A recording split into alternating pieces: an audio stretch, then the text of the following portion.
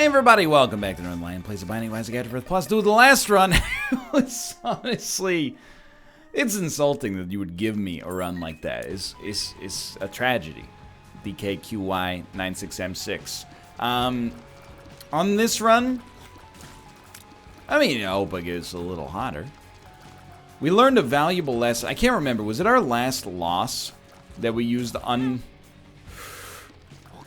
undefined?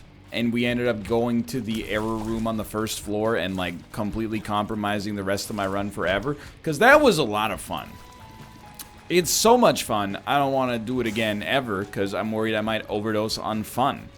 I might have too much fun in my blood, and if not die, at least want to.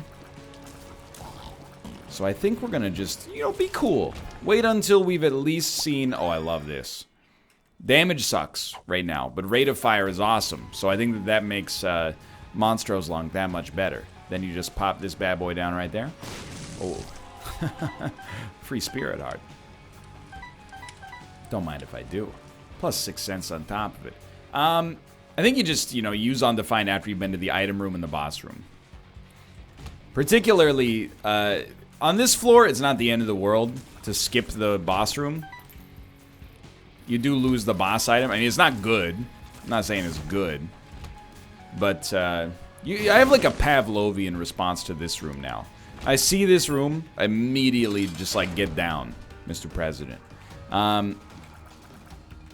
But skipping the first deal with the devil is real bad. HP-wise, you know, we're pretty much good for the first deal with the devil, as long as we're above 3 Spirit Hearts. Which is actually, now that I think about it, not necessarily guaranteed, as we are playing kind of like a dummy right now. Either way, ladies and gentlemen, we got him. We got a Demon Heart in return. So here's what you do. You grab this, you save yourself a half Spirit Heart by teleporting out of this room. That's extremely fair. We got more than we asked for there. Now, you've done me an incredible disservice with this room.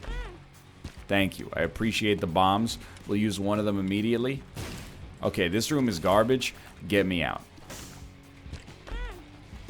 You know, once you go back to the well, killer always returns to the scene of his crimes. And these chests, they're not going anywhere.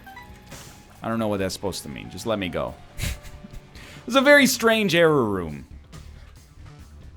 That's what and, you know, don't take this as ragging on Isaac. I say the same thing, like, literally every time. But no one can insult something like someone who loves the thing that they're insulting. But Isaac has this, from a design standpoint, sometimes this weird, complicated relationship with these rare rewards. Like, for example, an error room that probably manifest themselves, like, you know, once every 20 runs, where they're like, it really, I'm not putting myself in the developer's shoes, but it really does seem like for some of these things, they're like, hey, you know, this increasingly, or, you know, incredibly rare thing that almost never shows up on a run and requires a little bit of finesse to create in the first place, and even then it's oftentimes down to luck.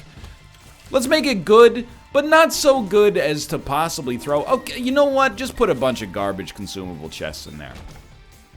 That's why the number one thing that gets me is the crawl spaces. Like 80% of the time you get a crawl space and it plays that Zelda like doo doo doo doo doo doo. Then you go down there and it's like a penny. Or a pill that hurts you. I get you don't want the game to be too easy, but, you know, people are going to get to that point anyway, you know what I mean? If we haven't already. I think that at least just putting an item in there, it would have been... wouldn't have harmed anybody. Yo, Flat Stone, very interesting here because I think our range was not super good with Monstros's Lung. So I'm very much for it. Could go to the shop, but we could also just open a golden chest and then be mad when we don't have a key. So I think that's definitely a more prudent opportunity. Because not only do we get some consumables, but we get some commentary as well. Nah, we got access. Car battery is irrelevant. Let's pop this down, and I don't really want to blow it up. At least not yet.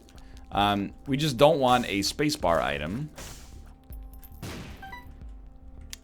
We still don't want a spacebar item.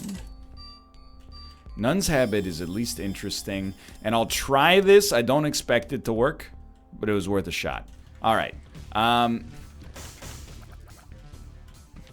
Here, dude. This is very good. My eyes almost popped out of my skull there.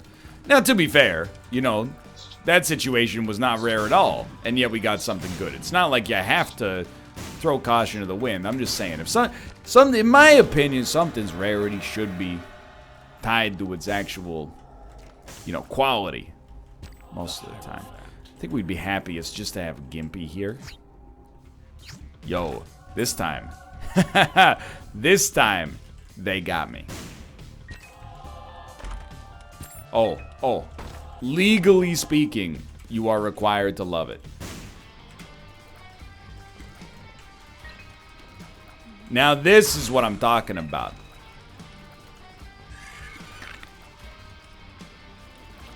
Okay, I think... I want the key, but...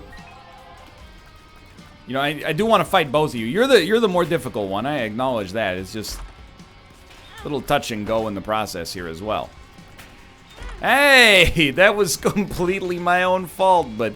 I'm upset about it either way. You get out of here, mister. I still have one key.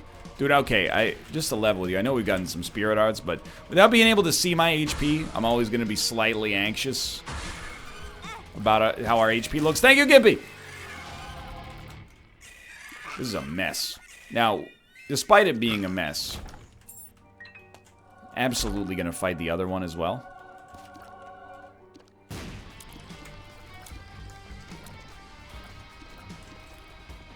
You can definitely afford to use a bomb. Cool, just what I've always wanted. Spiders. It's okay. It's okay.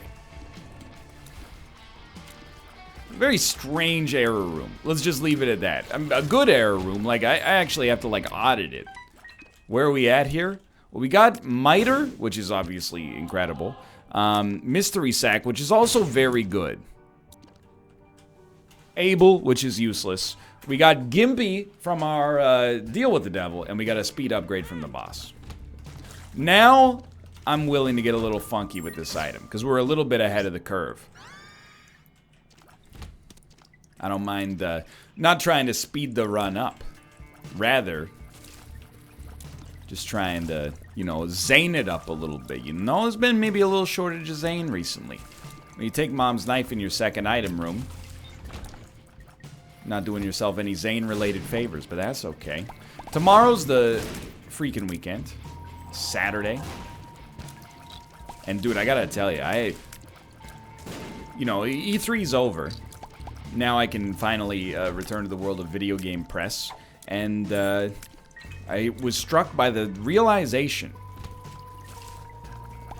that today's June 14th. You know what that means?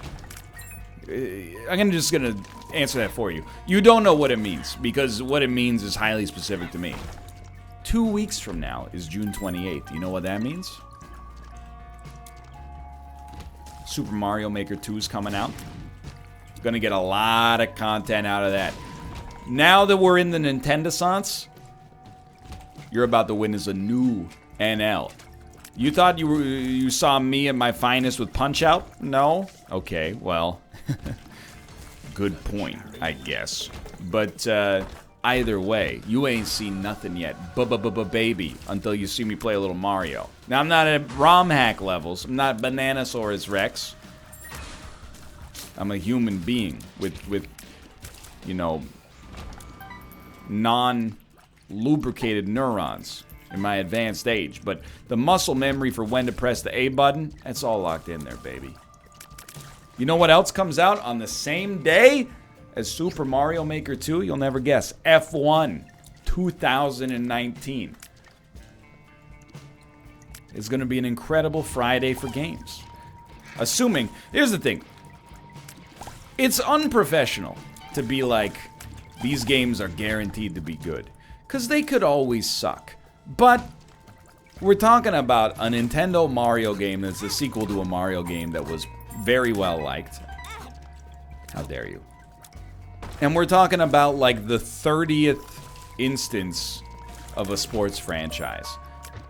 I think that if you were ever going to be confident about consistency and quality, I'm not saying F1's for everybody, by the way.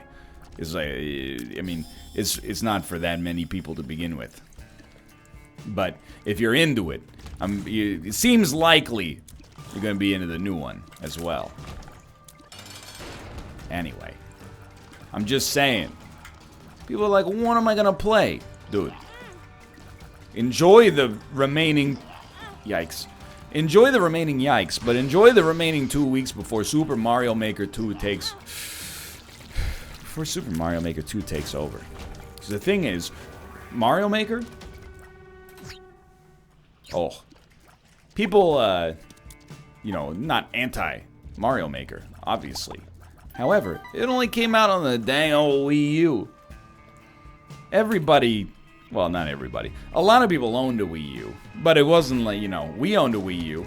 When Mario Maker came out, I was like, it seems cool, but I don't really want to play it because it's on the Wii U. Now that it's on Switch,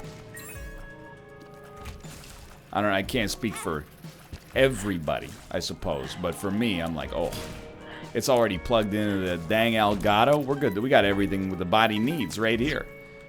Okay, now, check this out, dude.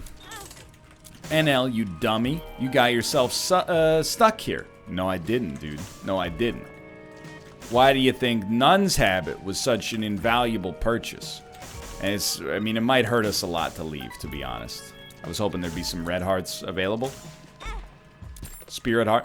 I'll take it. Keep in mind, we also do have Gimpy. So I'm hopeful that, you know, after opening these, we might even get some of our own HP back. We're closing in. Yo, there's so many spirit hearts in here. I'm like, just open them. Every single one of them has a spirit heart in it. Alright, whatever. Take my bone heart. I'm dumb. I'm unconcerned about my own dumbness. You know what? I don't think you're done. I think you got a blood bag sitting in there. Told you. Didn't mean to hit that one. Yo! A spirit heart. Still. That turned out fairly well. You know, Boneheart got lost, but HP's already more than fine. Easy come, easy go. Financially, we're in a better state as a result of it, you know? I got very little to complain about right now. It's a weird one. It really is the Nintendo-sans for me. I know I keep bringing it up mostly because the name is funny, but... Ever since they relaxed their stance on online media, dude. It's nice to be playing Nintendo stuff like guilt-free again. It's nice to not have to feel like I'm compromising my, you know, my obligations as a content creator. Like, I no longer have to play the second best Mario Kart on the show. I can play the best Mario Kart. Doug Bowser's not going to kick down my front door like a Tarkov scav and, you know, take my ad revenue. My hard-fought ad revenue.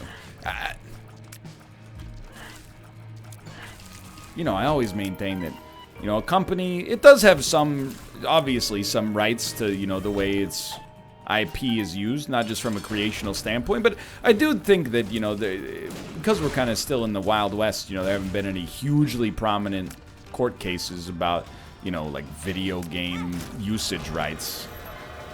You know, it's not for me to say whether or not Nintendo is able to be like, hey, you know, back in the day, hey, don't make videos of our games or we'll content ID match you. You know, I think it was a bad business move, but I'm glad that they've moved on. I'm happy to respect their wishes either way. Dude, Mario Maker 2, Sword and Shield. Cadence of Hyrule on top of that. I mean, I've talked about it in a few, or at least in a couple of episodes, but that game is, I mean, I'm a little biased, because my wife worked on it. However, that game's cool. I'm for it. Thanks, Nintendo. Can I get a thanks, Nintendo, in chat, please? Where does this run need to go here? I think, really increased damage would be the big one. I'm just gonna blow this guy up. I said, blow him up. No out of context, please. More damage or a cool tier effect that would scale essentially with the number of tiers shot, like a holy light, where getting one of them matters a lot. So the more chances more tickets you got to the lottery helps you out. Anyway, weekend's coming up tomorrow. I don't know what we're gonna do. Saturday's our day off. We've been asked to go to my sister-in-law's place, but maybe we'll go, maybe we won't. It's a long drive, you know. It's hard because I'm not in a position to just be like, we're not going. But I like my sister and brother-in-law. You know, I love my nieces. It's nice to spend time, but at the same time, it's a 2.5-hour drive each way. You know, and to do it for holidays is no big deal. I'm happy, and you know, it's not like we're also cooking once we get there. Like they're slaving over a hot stove, making some Hawaiian roll, pulled pork sandwiches, etc., etc. It's not like they're not offering their own hospitality, but still, you know, like a 2.5-hour drive each way that crosses a border, and then, you know, I only get one day off a week. And here's the thing. It's like the kids are innocent, right? My nieces, they're my family. My sister-in-law, my brother-in-law. My sister-in-law is family via marriage. My brother-in-law is like, he's 2 marriages away from family. I like him as a human being. But, you know, there's not that many people on planet Earth I like enough to do a 6-hour drive for on a random Friday or Saturday. I've done it a couple of times. I know this makes me sound like I'm a selfish jerk, but I mean, if you want to pay me as a selfish jerk for this, that's fine. Why don't you drive 2.5 hours and then turn around and drive 2.5 hours in the other direction just to make me happy? You know? It's kind of like, I'm realizing, or I'm trying to come to terms with what your duties are as an uncle. There's many different kinds of avuncular duties. You know what I mean? As an uncle, is it your duty to, you know, I think Christmas, Easter, birthdays, christenings, you know, high school graduations, those are on the list of things that you kind of got to be there for. Random Saturday in June? I don't know. I got some uncles that as a kid, you know, I probably would have seen them. I got some uncles who I saw like once every 2 or 3 years. They're like, hey, Cliff, and hey, Ryan, you're taller. And I'm like, yeah, you know, you're older. That's how she goes, boys. It's also like, you know, it's not necessarily like a cultural issue, but it's also like a little bit of a cultural issue. I think, you know, Canadian families, it's not that they're not close, you know? But I'm trying to think of the way to explain it. Like, I know people who are very close to their families. Malv is really close to his family. They grew up close. I grew up, you know, as the only child, and, you know, so most of my life is like me and my 2 parents just hanging out. And it's a good time. I go out, I'd drive 2.5 hours for that, no question. But extended family was really like, it was a sometimes thing. You know, I see my one set of grandparents, well, they're like my grandma, really. Once a year at this point, like a major holiday. I'm not saying there's anything wrong with the alternative, by the way. And, you know, there's members of my family that, you know, I wouldn't consider us, you know, not close, but I haven't seen them in 4 or 5 years. You know, especially like uncles and aunts. But definitely I think that, you know, Kate's family is a lot closer. As a result, there's that kind of pressure to be like, you know, despite the fact that you guys live far away, and it's not like they never come up here, by the way, but still. I don't know. I'm not struggling with it. And by the way, I want to point out, it's not like my wife is like, hey, I want to go to my sister's place. And I'm like, nah.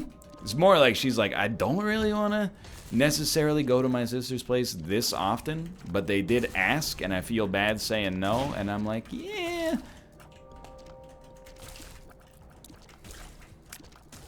Anyway, I'm just telling you, I don't know how my Saturday's gonna go. That's the pivot here. I take my Saturdays very seriously, you know? And I mean that, like, with a certain sense of humor, but also, like, that's my one day where I don't work. I'm a fairly busy guy. I'm not trying to one-up anybody's busyness. If you're busier than me, congratulations. More power to you.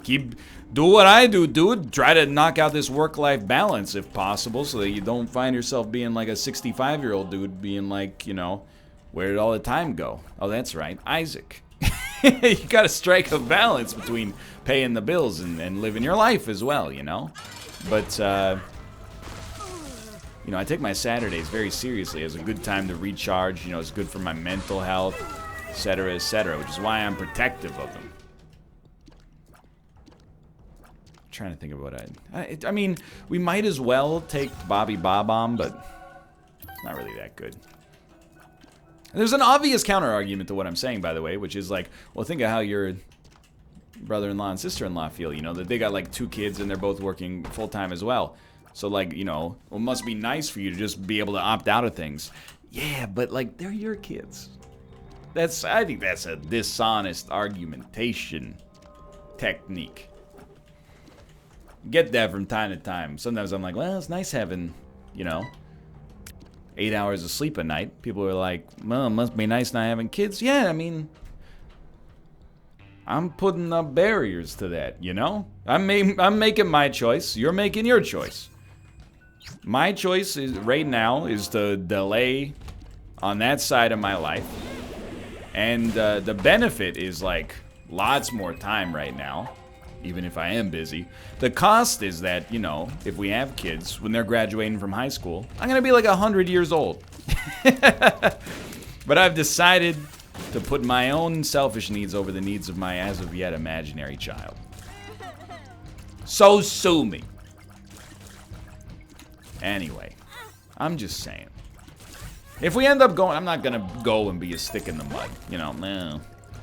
Oh, thanks for dinner. Oh, excuse me, sister-in-law, what are the macronutrient breakdowns of this? I'll have you know I'm on a very specific protein-rich diet right now. I'm not gonna do that, you know. I mean, I'll be thinking it as I'm eating. I'll be like, oh no. But, hold on. Let's teleport. I'm dumb. We shouldn't have teleported. Take me back. Ah! But you know, I think people think sometimes that I'm like a miserly curmudgeon. It's not the case. People like me. They invite me places from time to time. They get mad because I never respond. That's home Ryan. Out Ryan, he's a nice guy. You know, he's I wouldn't necessarily say downright jovial, but certainly personable. He works to keep the conversation moving forward and always stepping in with his own delightful bone mows. It's only Isaac Ryan that's like, I was at the grocery store and somebody took 33 milliseconds too long to choose what they wanted.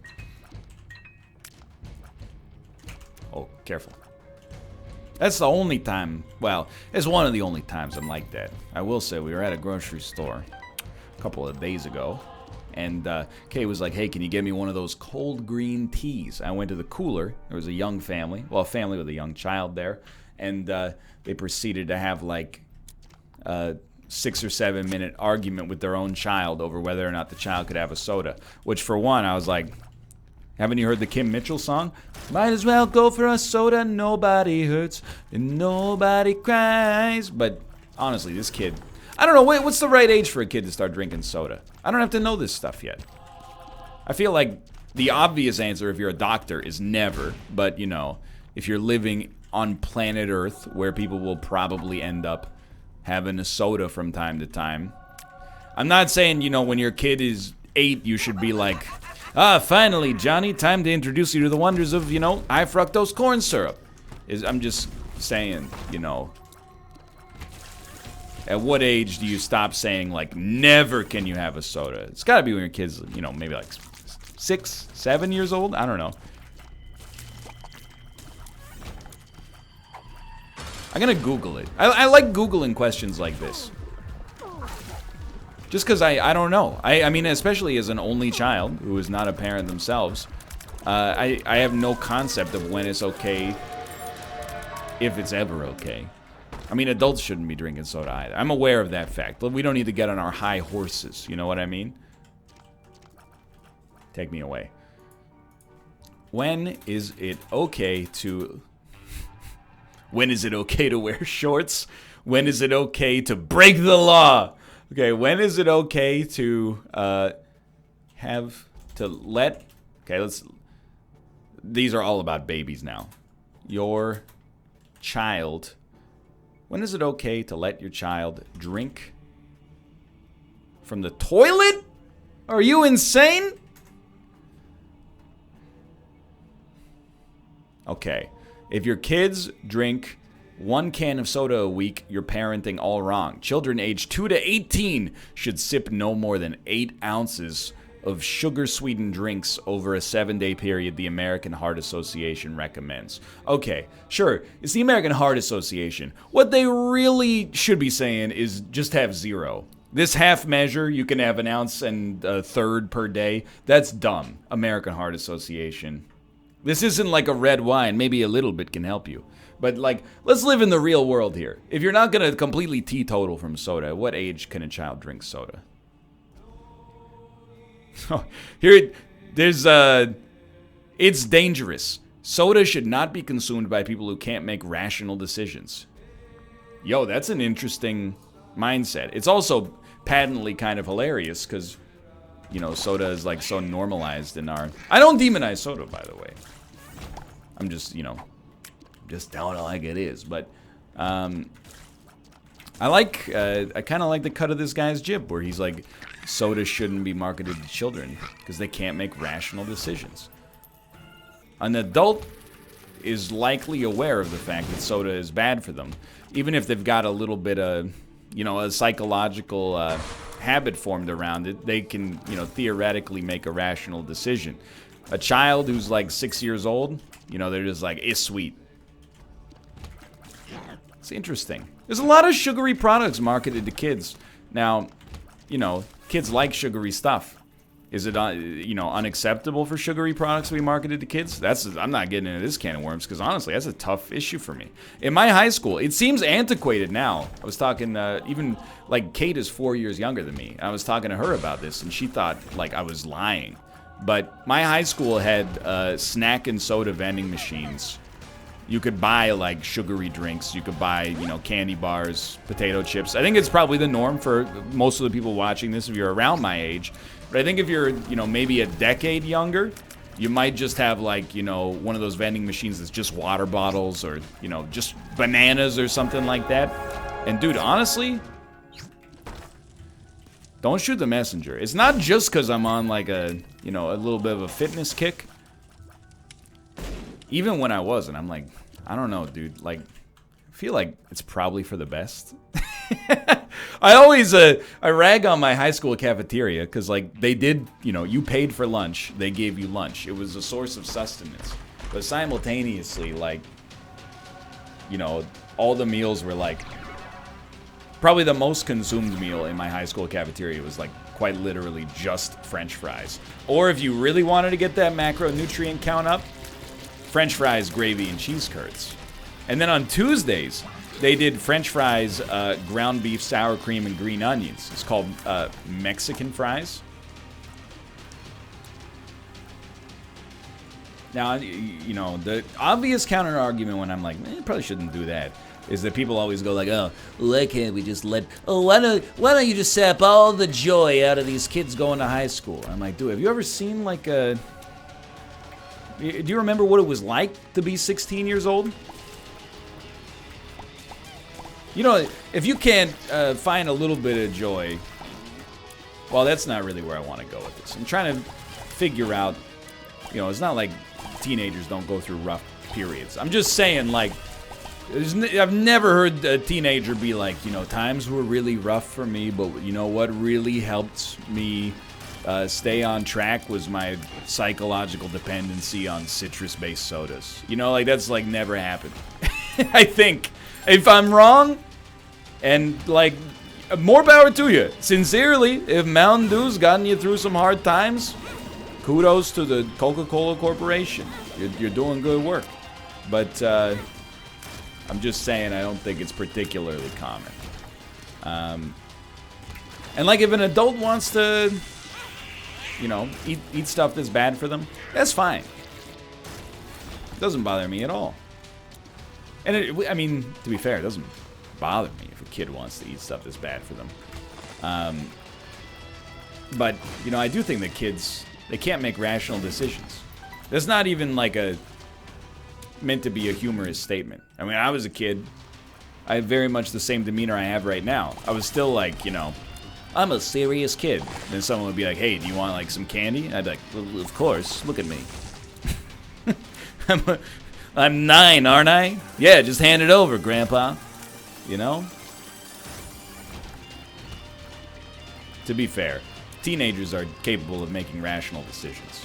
I think 14 seems reasonable to me as well. But I can't get over the idea. You got a big marketing issue here. Who is this? Hold on. Who is this? Mark Bittman? You got a marketing issue. Because whenever you suggest the minimum age to purchase soda, you got to get the truly comedic picture out of my head of an 8-year-old kid trying to buy a Pepsi and being carted by a completely uncaring convenience store employee. Like, hey, you got any ID, kid? Like, no. I'm 8. Even if you're 14, what kind of ID do you have? You gonna carry your birth certificate around? You can buy a freaking Mountain Dew? I don't think so. Anyway. Is one soda a week okay? While drinking soda is known to cause ulcers, the American Heart Association recommends consuming no more than 3 sodas a week. It's not that bad. How about this one? When is it okay? Okay, I get it. Oh, I got a PhD in writing big words. Where is it here? When is it okay? Yeah, okay, they're rotting kids' teeth. Yeah, okay, childhood obesity. Blah, blah, blah. Get to the point. She offers some tips. This is so good. Dilute grape juice, cranberry juice, or Gatorade with club soda, about 50-50. Kids love the bubbles. Look, I don't disagree with that. Actually, like, that's something my brother-in-law and sister-in-law do. They're both medical professionals. Is they'll give their kids like half a glass of juice and then fill it up with water or sparkling water. Stock low-fat chocolate milk, flavored waters, and artificially sweetened 10-calorie juices. Sure, okay. Then this one is where it gets really good. Keep a picture of decaffeinated iced tea in the fridge. Teens love it. As soon as you have to write a sentence that says, teens love it, it's all over. The one thing teens hate the most is being told that they love things. By the way, I'm looking in the recommended for you side here. So good. Is your teen a vapor? Anyway. It's so good. You should offer your kids rewards to get them to quit drinking sodas. In the classes she teaches, the promise of favorite CDs or other prizes help entice children to quit soft drinks. What year was this written? Anyway, thanks for watching. I hope you guys have enjoyed the episode. If you do, click the like button. Helps out a great deal. Of course, subscribe if you want to see more in the future. For now, thanks for watching. I'll see you next time. See ya.